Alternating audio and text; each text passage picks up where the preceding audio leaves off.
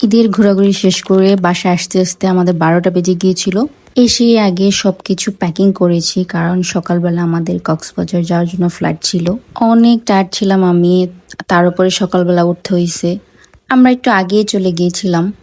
আমি first time যাচ্ছি কক্সবাজার। এর আগেও 2বার প্ল্যান করা হয়েছিল যে আমরা কক্সবাজার যাব, কিন্তু ব্যস্ততার কারণে যাওয়া হয়নি। আমার হাজবেন্ডের অনেক ইচ্ছে ছিল সে বাসে যাবে, কিন্তু আমার দ্বারা পসিবল না। এই যে আমরা কক্সবাজার চলে আসছি, আমাদেরকে হোটেল থেকে পিক করতে আসে। হোটেল বুক করার টাইমে আমি বলে দিয়েছিলাম আমাদের পিক এন্ড ড্রপ করতে হবে। আমরা চেক ইন করে কিছুক্ষণ ওয়েট করি, আর আমি এখানে দেখছিলাম আমাদেরকে ওয়েলকাম ড্রিঙ্ক দেওয়া হয়। তারপর আমি চলে যাই রুমে। এটা হচ্ছে আমাদের রুম। আমার অনেক ক্ষুধা লেগেছিল, তার জন্য ফ্রেশ হয়ে বের হয়ে যাই। হোটেলে যে রেস্টুরেন্ট আছে আমরা ওইখানেই খাই।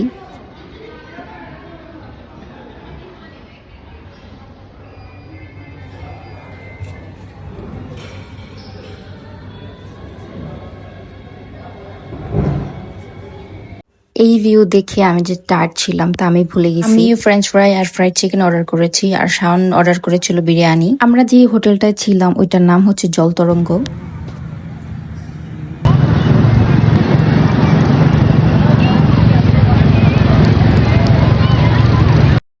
আমি অনেক এক্সাইটেড ছিলাম যে কখন আমি খাবার শেষ করে নিচে যাব। নিচে গিয়ে দেখি মানুষ আর মানুষ, শুধু মানুষের মাথা দেখা যাইতেছে।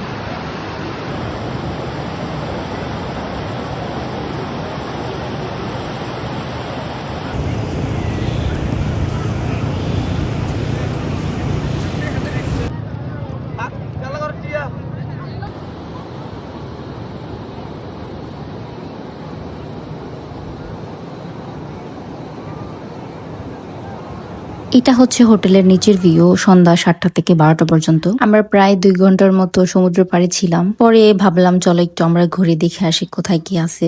তারপর আমরা এই স্ট্রিট ফুড গুলো ট্রাই করি। আমরা ঈদের 4-5 দিন পরে গিয়েছি, তখন এত গরম পড়ছিল, গরমের জন্য আমি তেমন কিছুই ভালোভাবে এনজয় করতে পারি না। আমার সাথে সেম আমার হাজবেন্ড। পরে ঘোরাঘুরি খাওয়া দাওয়া করে আবার আমরা চলে আসি সমুদ্র পাড়ে।